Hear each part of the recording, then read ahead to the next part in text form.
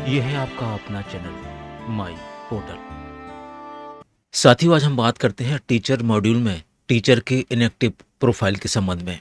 जब हमें किसी टीचर को अपने विद्यालय में इंपोर्ट करना होता है, यदि टीचर इनएक्टिव है तो उसको इंपोर्ट करने में बहुत सारी दिक्कत होती है और हम उस टीचर को इंपोर्ट नहीं कर पाते हैं। क्या कारण है टीचर के इनएक्टिव होने की? यदि गलती से टीचर इनएक्टिव हो गया तो हम उसको कैसे एक्टिव करेंगे? इन्हीं सब बिंदुओं पर हम आज इस वीडियो में चर्चा करने वाले हैं। सबसे पहले तो हम आपको बता देते हैं, जैसे ही विद्यालय लॉगिन से हम टीचर प्रोफाइल में अंदर जाते हैं तो ऐसे टीचर जो विद्यालय से चले गए हैं उनको लेफ्ट करते हैं। कुछ इस तरह से 6 रीजन हमारे सामने आते हैं। पहला रीजन ड्यू टू रिटायरमेंट, दूसरा रीजन ट्रांसफर या शिफ्ट टू अनदर स्कूल, तीसरा ड्यू टू जॉब लेफ्ट, चौथा ड्यू टू डेथ, पांचवा रॉन्गली इम्पोर्ट या रिस्टोर्ड और छठवां रॉन्गली इंसर्ट या डुप्लीकेट। जैसा कि आप समझ पा रहे हैं, इन सभी रीजन में कुछ रीजन तो ऐसे हैं जिसमें वाकई में अगर आप उनको सिलेक्ट कर लेंगे तो टीचर इनएक्टिव ही होगा। जैसा कि पहला पॉइंट है ड्यू टू रिटायरमेंट, अगर आप इसको सिलेक्ट कर लेंगे तो टीचर निश्चित रूप से इनएक्टिव हो जाएगा। इसी तरह से एक रीजन और है ड्यू टू डेथ। ऐसे रीजन सेलेक्ट करने पर टीचर इनएक्टिव दिखने लगेगा। और अब ऐसी स्थिति में जब टीचर इन जॉब है, स्कूल में टीचिंग कर रहा है, तो हम उसको एक्टिव कैसे करेंगे, आइए हम आगे जानते हैं। सबसे पहले लॉगिन कर लेते हैं स्कूल लॉगिन से। udais+gov.in लॉगिन करते हैं टीचर मॉड्यूल को। कैप्चा कोड डाल के लॉगिन बटन प्रेस करते हैं।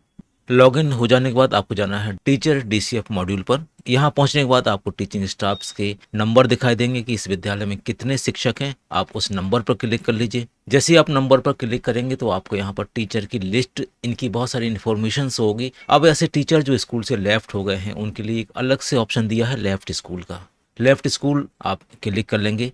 जैसे ही आप लेफ्ट करेंगे तो आप देखेंगे यहाँ पर लेफ्ट करने के रीजन आपसे पूछे जा रहे हैं और इसमें वही 6 रीजन है जो हमने पहले आपसे डिस्कस किया था। अगर आप यहाँ पर कुछ इस तरह की अनवांटेड गलत रीजन सेलेक्ट कर देंगे तो टीचर इनएक्टिव हो जाएगा। इसलिए जब तक आपको रीजन एकदम साफ ना हो, एकदम क्लियर ना हो, अंदाज से कोई भी रीजन यहाँ पर सिलेक्ट ना करें, क्योंकि अधिकांश शिक्षक एक विद्यालय से दूसरे विद्यालय में, दूसरे विद्यालय से तीसरे विद्यालय में शिफ्ट होते रहते हैं अपने सुविधा की अकॉर्डिंग। तो यहाँ पर आपको शिक्षक से पूछ के ऑप्शन सिलेक्ट करना है और अगर शिक्षक दूसरे विद्यालय में जा रहा है तो आप उसको transferred shift to another school select करेंगे तो ये शिक्षक एक्टिव रहेगा, इनएक्टिव नहीं होगा। और दूसरे तरह के ऑप्शन से अगर आपने उसको सिलेक्ट कर दिया तो टीचर इनएक्टिव हो जाएगा।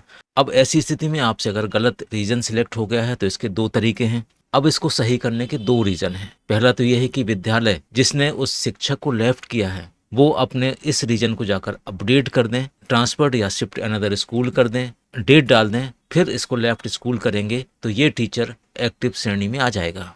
दूसरा, अगर स्कूल से नहीं हो पाता है तो इसके लिए एक जिले स्तर पर डिस्ट्रिक्ट MIS पर भी एक फैसिलिटीज दी गई है, हम उसका भी उपयोग कर सकते हैं। चलिए हम जल्दी से जिले लॉगिन को भी एक बार करके देखते हैं कि उसमें किस तरह की सुविधा यहाँ पर दी गई है। कुछ इस तरह से डिस्ट्रिक्ट का डैशबोर्ड आपको दिखाई देगा। इसमें हम जाएंगे एडमिन पैनल पे। एडमिन पैनल पर पहुंचकर कुछ इस तरह के आइकॉन आपको यहाँ पर दिखाई देते हैं। इसमें आपको स्टाफ स्टेटस और रिलीविंग डिटेल अपडेट करने का भी ऑप्शन यहाँ पर दिया गया है। पहला दिया गया कि इनएक्टिव से आप एक्टिव कर सकते हैं और दूसरा एक्टिव से आप इसको इनएक्टिव भी कर सकते हैं। तो हम इस ऑप्शन का उपयोग इनएक्टिव से एक्टिव करने के लिए करते हैं। क्लिक कर लेते हैं इस आइकॉन को। यहाँ पर पहुंचकर आपको उस शिक्षक का नेशनल कोड देना है जिसको आप इनएक्टिव से एक्टिव करना चाहते हैं। गो बटन दबाते हैं। गो बटन दबाते ही आप देखेंगे कुछ इस तरह से टीचर की इन्फॉर्मेशन आपको दिखाई देने लगेगी।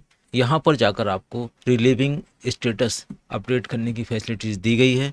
ट्रांसफर और शिफ्ट टू अनदर स्कूल करेंगे तो टीचर एक्टिव हो जाएगा और आप इसको दूसरे स्कूल में इंपोर्ट भी कर पाएंगे। इसके साथ साथ उसको रिलीविंग डेट भी आपको देना है और जब ये दोनों इन्फॉर्मेशन आप दे देंगे तो यहाँ पर आपको अपडेट करना है।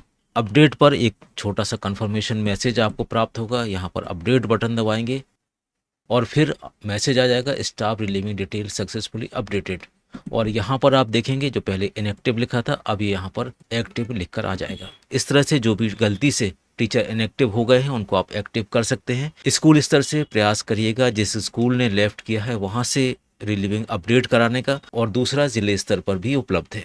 उम्मीद है आपको ये जानकारी पसंद आई होगी। फिर भी अगर कुछ पूछना चाहते हैं तो एक बार कमेंट बॉक्स में ज़रूर लिखें। मिलते हैं एक नए वीडियो में, तब तक के लिए थैंक्स फॉर वॉचिंग।